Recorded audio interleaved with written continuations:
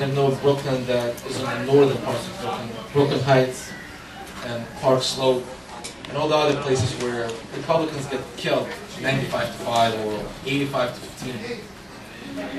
There's another Brooklyn that's further in, the Brooklyn that Andy Sullivan knows. Brooklyn! We know each other for a long time. Yo, forget about it.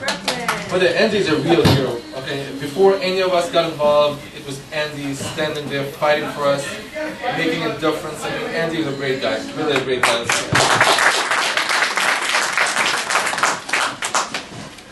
But there's a part of Brooklyn that not too many people from Manhattan go to. But just 4 months ago, Bob Turner ran for Congress.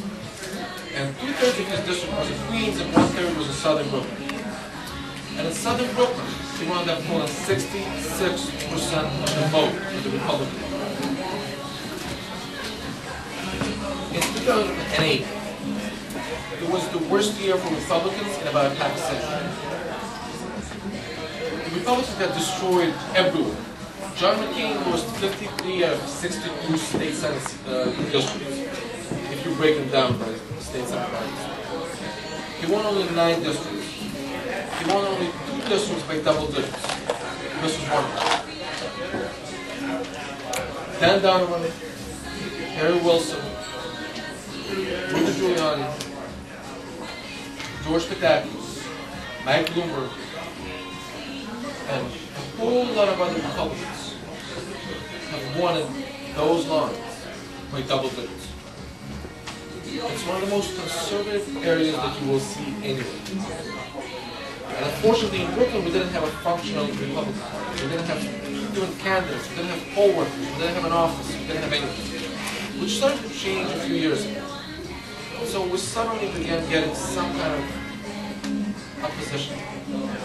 And not even every race, but in the races where we put up candidates, all of a sudden we began seeing that people spending like $500 in a race would pull 40%. Running against nationally known incumbents. I was looking at the numbers for Susan Cohn, who ran against your Congressman Nadler. And in Manhattan, Nadler won 90+%. But there are certain parts of Nadler's district that go all the way to southern Brooklyn, like Borough Park, where religious Jews live, and Brighton Beach, where Russians live. And in those places, of Brighton Beach, Susan Cohn, with no money, no campaign there, won more than 70%.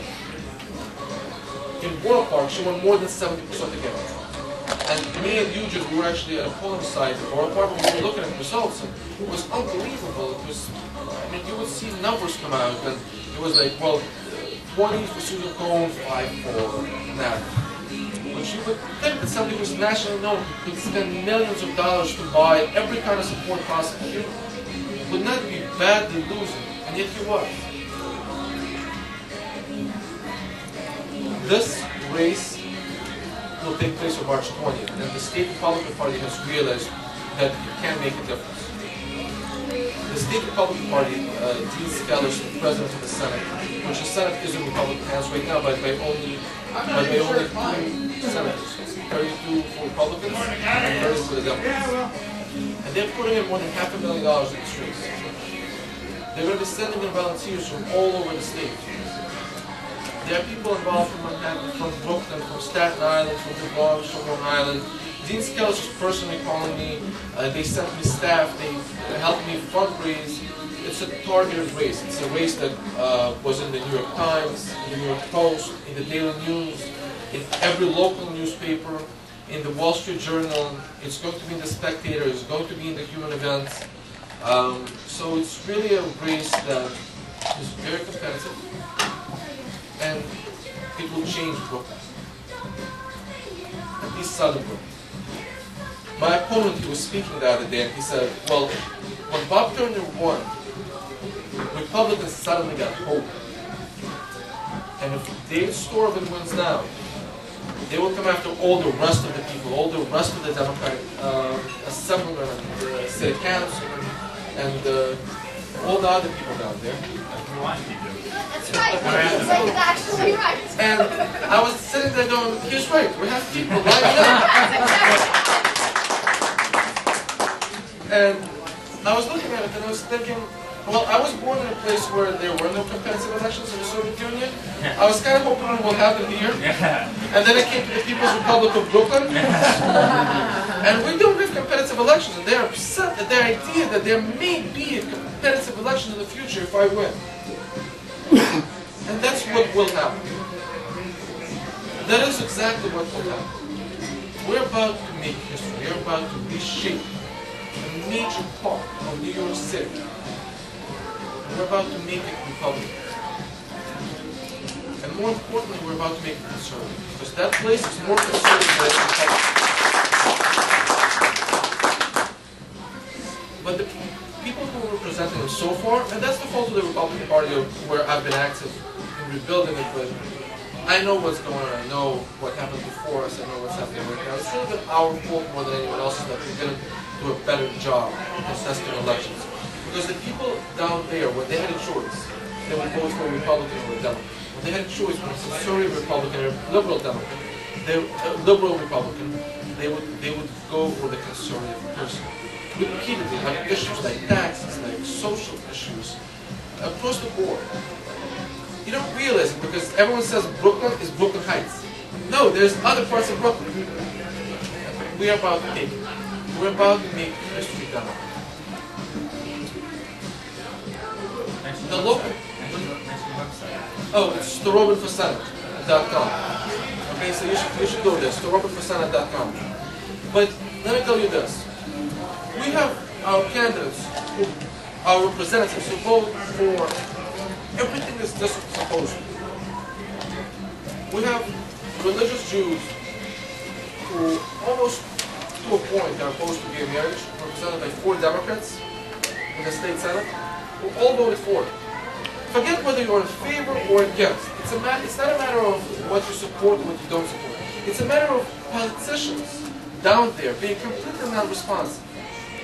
Think of tax issues. You have my opponent who represents Mill Basin. Mill Basin is an area, Mill Basin Marine Park, is a place that almost everyone there is a homeowner. Almost everyone. Yet he votes to raise our property taxes. Repeatedly. We're all shocked. And he votes to raise our sales taxes. Again, repeatedly. Our income taxes. And every other type of tax. And that is not responsiveness beyond everything else. Beyond everything else. These people, they just don't care. You have them sending money out of the district, again, to causes that they believe in, to liberal causes they believe in, while our local organizations, train stops, roads, are completely mismanaged. You remember the snowstorm last year? Okay. In other places, the snow got cleaned up in what, 1 or 2 days? In my neighborhood, it stayed there for like a week and a half. It was all over the news. It was on Fox News, it was everywhere. Well, guess what? Who's responsible for that? Who's supposed to scream and yell and say, our people need to have their snow cleaned up?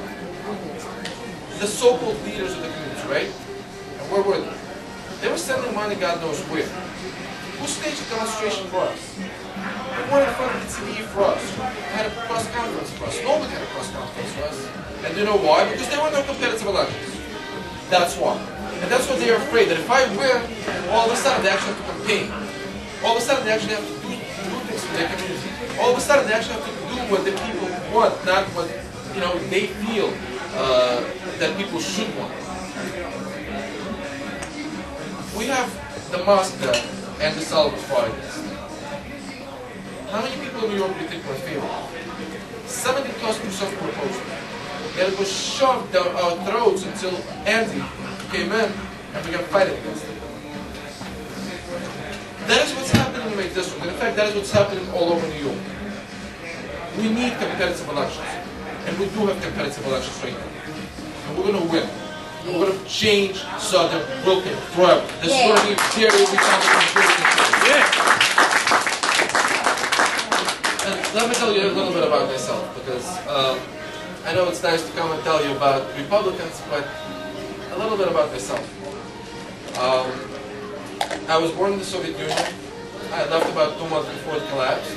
I really saw that place collapse. You know, as the Chinese curse goes, may you live in interesting times. I lived through very interesting times, and it was not fun.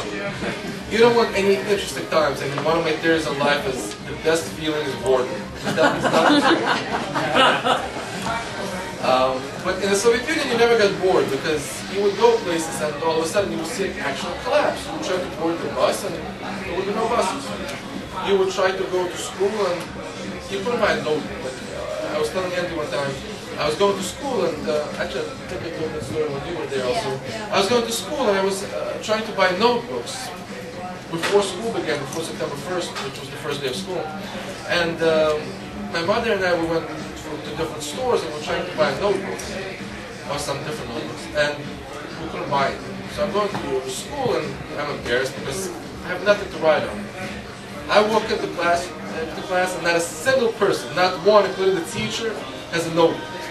Nobody.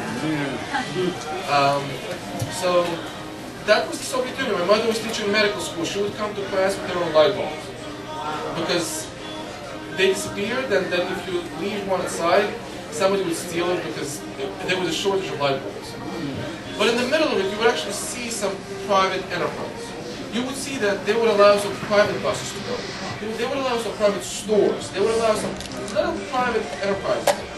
And by the time you get into, let's see, the early parts of perestroika, like 1986, 87, 1% of the Russian people were involved in private enterprise. 33% of the Russian GDP was produced by that 1%. Wow. Okay? So that tells you something, like private enterprise versus the government. The Soviet Union, there was a famous statement made by the most famous comedian who said the Soviet Union is a country of forever green tomatoes and forever yellow cucumbers. Because that's what you would see in stores. You know, you would walk in and you would not see any quality products of any kind, shoes, clothes, anything. Then you would walk into a private store and you would see things that look like Whole Foods, you know. It's every type of food you want, every type of clothes you want. Because as soon as they would allow any kind of private enterprise, it was functional. And coming to the United States, before I came here, I didn't really recognize it as much as after I came here, because I just figured, you know, everything in the West is going to be great. I'm going to go to the United States and it's going to be great. And then I came to the United States, and the first time I went to any kind of government agency, like DMV or anything else, I saw Soviet-style lines. So, I mean, people are like, oh, in Russia you have to wait in line in the government store for 4 hours. I'm like, okay, I had to do that here in the DMV also. What's the difference? The difference, however, is that here we can walk into a private-owned business and have them be responsive. I'm a lawyer. Every time I go to court, like every time I try to call the court, nobody picks up the phone. You know, no matter what, you're trying to reach someone, you're trying to ask a question, they're completely non-responsive. Maybe you don't remember, but when the first McDonald's opened in the Soviet Union, there was a line of people waiting outside, and people thought, well, it's because that's the best they got. No, there were better restaurants. But the reason people actually wanted to go to McDonald's is to have somebody say, hi, how can I help you? No joke. No joke. Because in the Soviet Union, you would walk in there and you would be treated like you were dirt, and you would be yelled at, and you would be, you know. Now, how is that different than me going to the clerk's office of the court? I don't know. Because every time I walk in there, I get the same kind of treatment. You know, people act like they're doing me a favor by working, which is the Soviet Union 24/7. In the United States, you don't get that. You walk in somewhere, you expect that they're not doing you a favor by giving you food in a restaurant. Right? You expect that that's kind of their job. You do your job, they do their job. Especially when you pay for it. Yeah, when you pay for it. It wasn't like they gave it just for free in the Soviet Union. The only thing free there was the work. You know, one of the jokes in Russia was, they pretend to pay us, we pretend to work. So that's kind of what I began seeing in the Soviet Union, and then coming to the United States. The private enterprise works, and the government does not. If a private business operated the way that the government did, first of all, they'd be out of business, and second, they'd probably be in jail. I remember what the Enron scandal did.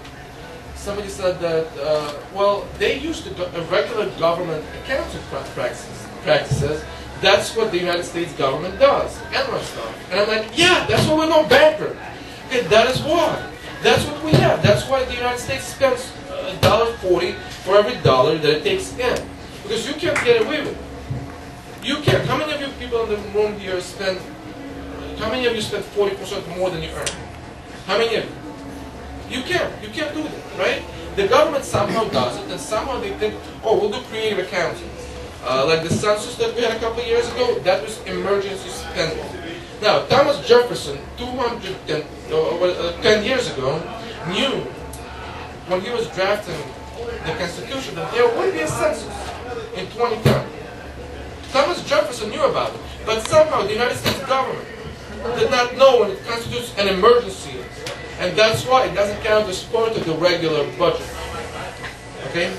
That is Enron-style accounting. And that is not something that will help this nation survive long term. We need to go back to the basics. If you look at the first, let's just say up to first 150 years of America's existence. What did we have? We had free enterprise.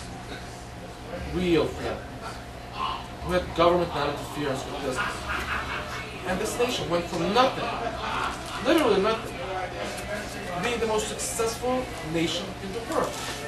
Pretty much throughout that we've done.